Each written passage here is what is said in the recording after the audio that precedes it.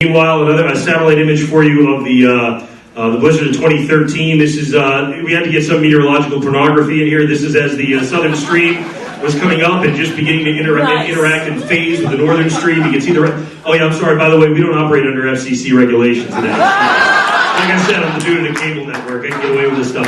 And so here comes the strengthening southern stream wave meeting up with the energy and really starting to look tremendously impressive. Let's go back over to the presentation here, and we'll pick up where we left off. This is, of course, the eye that was evident that came out just after the storm had passed by New England. This was not a surprise for a lot of folks. It had been in the forecast that we may even see an eye come out with this, largely because we had seen one structure come by, one storm come by a short time prior that had formed an eye a little bit farther out to sea.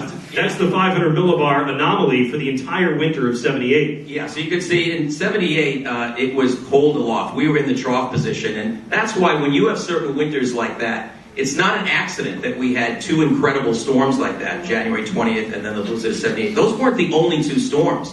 There was a storm a little earlier in January. It was a little bit warmer. It was a horrendous ice storm in Providence, a huge sleet and snowstorm in Boston. There were many events that particular season. If you're in a favorable pattern, you could have multiple events. If you're in an unfavorable pattern, it may be impossible to get one. But prior to the blizzard of 2013 for Boston, right? Remember you were saying, "Oh my God, this is like last winter, which was nothing."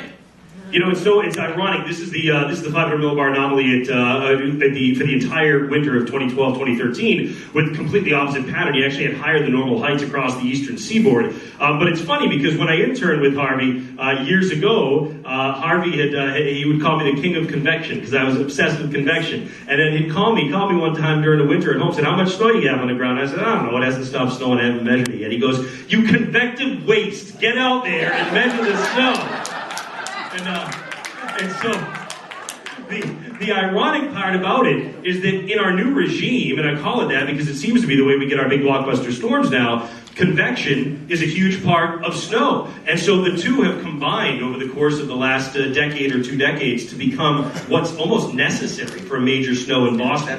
This is really great because when you look at this, you do see the Greenland block, but notice you already have a very significant system at 500 millibars Canadian Maritimes. Now, sometimes, if that doesn't move, in spite of the vigorous system coming down through the Great Lakes, it could just slip out to sea south of us. Okay, so you're going to have something happen. But you're having this, the wavelength is shortening up. That is so strong. And then you do see the lifting of the Maritimes low, makes room. But look at the number of contours closed off at 500 millibars. 1, 2, 3, 4, actually just about 5.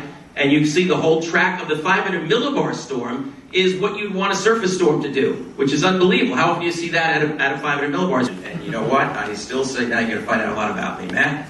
You can have the convection, though. It's all yours. Half the time, I like to deal with non-convective systems only for the most part.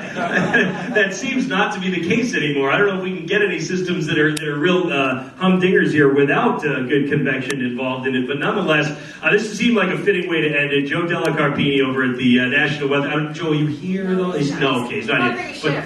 Oh, he's covered. God bless him. He's covering a shift. And so he had tweeted during the storm, "Admit it, Matt, you live for this. Have fun." And I said, "It's our chance to make the world a little bit better place." Back at you. And I think that's how Harvey and I both feel and why we do what we do, why you have done it for so long and continue to do it so well now. Thank you, Matt. I just want to say about Matt, in order to do this, Matt has missed about half of a wedding that he's going to be at, except we've gone so long now you've missed 3/4 of the wedding. Yeah, that's fine. You know, I'll be the only sober guy there by the time I get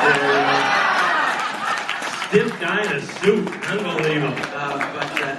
Anyway, speaking for myself, this has been a real treat to be able to do this with Matt. Really, thank you.